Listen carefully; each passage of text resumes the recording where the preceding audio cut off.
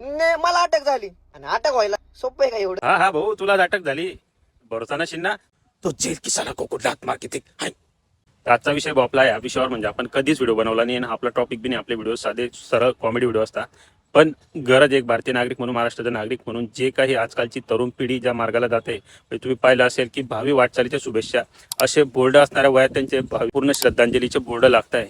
एकदम वाईट परिस्थिती भाऊ, एकदम वाईट परिस्थिती की ह्या परिस्थितीमध्ये ना जायलाच नको. आणि पोरं कोणाला फॉलो करताय, कोणता ट्रेंड फॉलो करताय, एकदम चुकीचं आहे.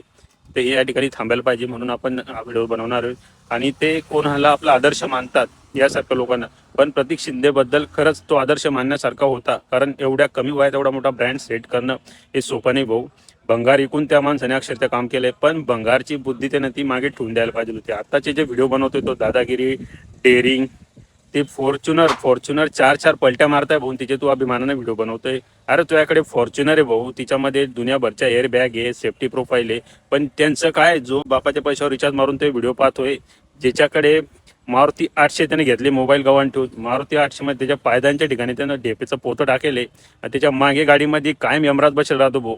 यमराज बी म्हणतो तू फक्त नुसती गाडीची स्टेअरिंग कानी कर, तुला उचलला नेला, कारण काहीच नाही, एअर बॅग नाही, सेफ्टी प्रोफाईल नाही. ते पोरं तुझंच पाहून शिकता. याच्याऐवजी तू जो मोठा ब्रँड सेट केलाय ना, त्या ब्रँड बद्दल सांगायला पाहिजे होतं. तो ब्रँड कसं सेट केला बरोबर, त्या ब्रँडच्या तू वेगवेगळ्या ब्रांचेस दिल्या आहे, तू फ्रँचायझी दिली, ते किती पैसे कमवत आहे हे तू सांगू शकतो. पण तू ते नाही करत भाऊ. ते सोडून तू भलतेच उद्योग करायला लागलाय. त्याच्यामुळे कायद्याच्या पुढे कोणी नाही भाऊ. धरला तुला अटकावला. तर माझं एवढंच सांगणं आहे आताच्या तरुण पिढीला की तुम्ही जरा तुमचे आदर्श जे आहे ना ते सांभाळून ठेवा.